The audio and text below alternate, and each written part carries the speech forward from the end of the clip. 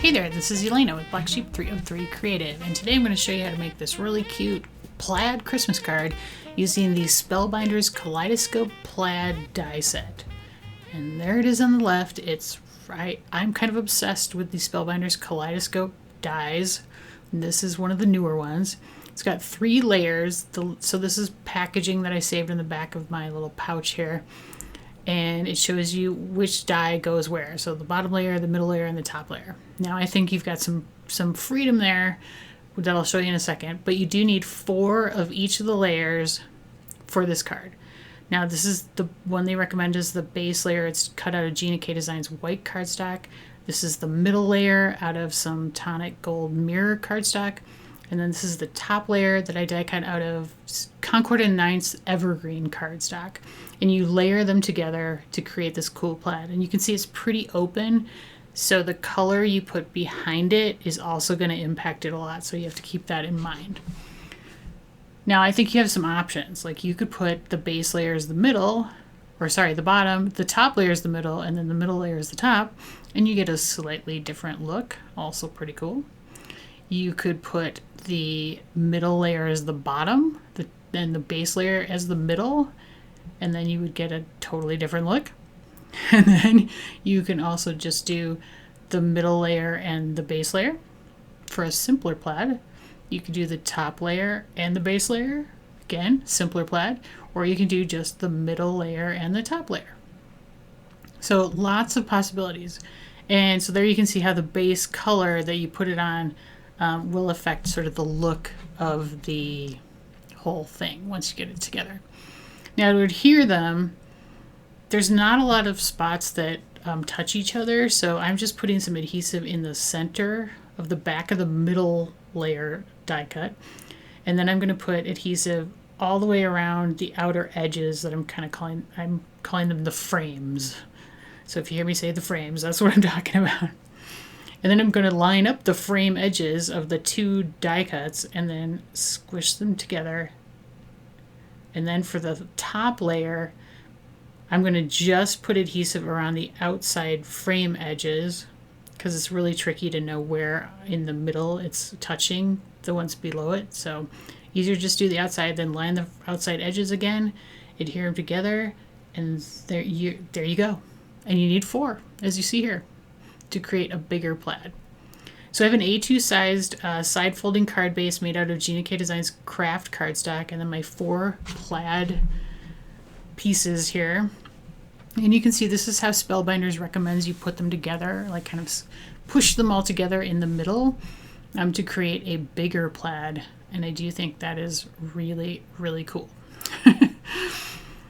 So that when you put that on the front of an A2 size card, it does leave a border all the way around.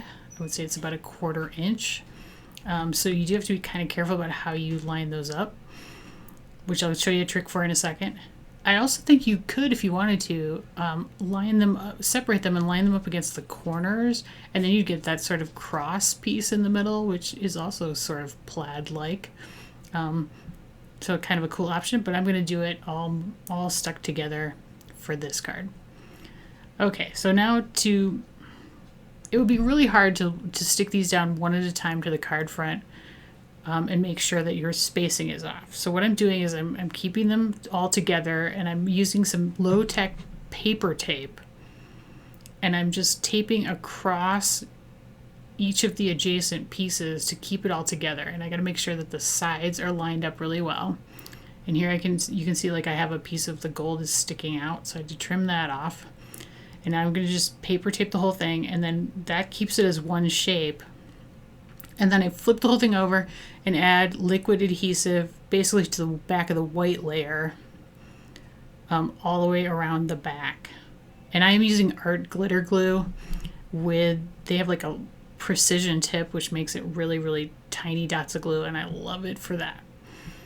So I'm going to adhere this entire thing down into the center of the card base, trying to keep the border even all the way around, and then I'm taking my tiny tweezers and I'm just cleaning off any glue that has oozed out, and I'll set that aside to dry. Now for embellishments on the card, I've die cut out a heart from the second smallest die in the Stitched Hearts die set from Elizabeth Kraft Designs, and I'll be stamping this Merry Christmas to You greetings from the Gina K Designs Holiday Wreath Builder into the center of that heart with my Misty.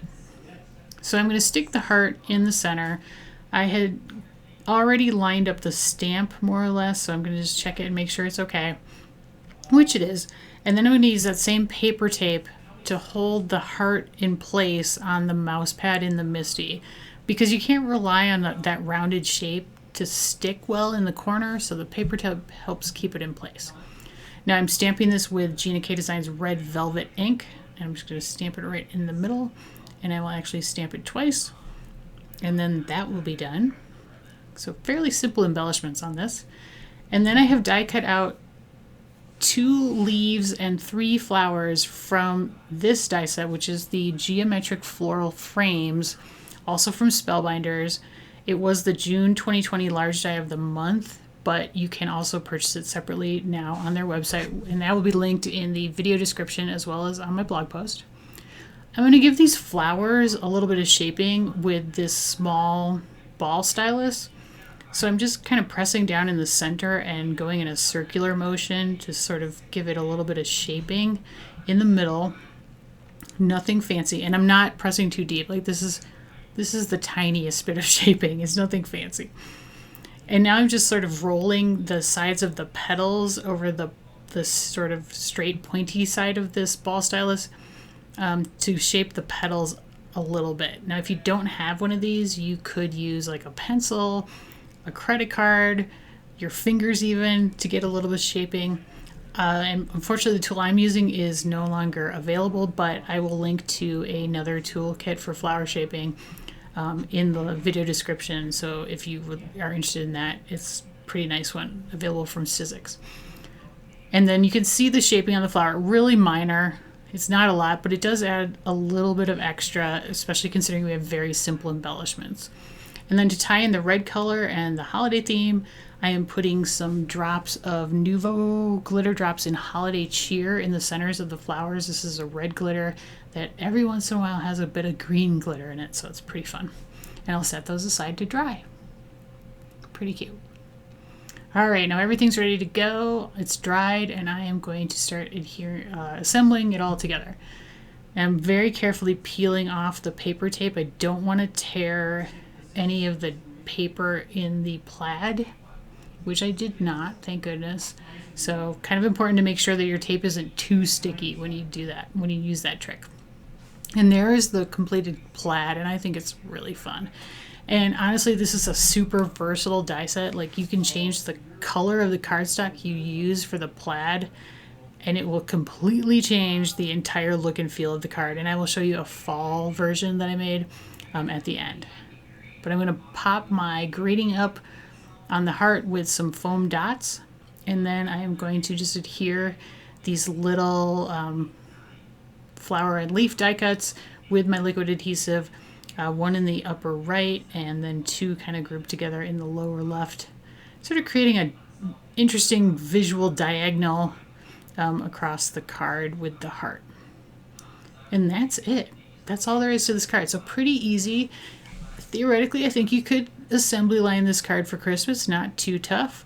I really like the color palette. It's kind of what I'm going with for Christmas this year, but just really fun, and it's a great and super easy die set. And here's the fall version, which you can see when you change the color of the card base and then the cardstocks you use for the plaid, it completely changes the look of the card, which I love. I love having dies that are super versatile. So I hope I've inspired you to check out the Kaleidoscope Plaid die set from Spellbinders, as well as the rest of the Kaleidoscope dies that they make. They are amazing. There's a close-up of the Merry Christmas.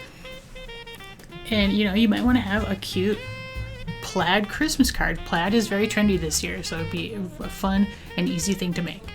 So thank you so much for watching. I particularly want to give a shout out to my core group of about 10 ladies that always comment and always give me a thumbs up on my videos. That helps my channel a lot, and I really appreciate it. I am trying to rebuild after being gone for a while, so please leave me a comment and a thumbs up if you are new, and I'd love it if you would subscribe to my channel as well. Really appreciate you guys, and I hope you have a great Christmas. Thanks so much. Have a great day.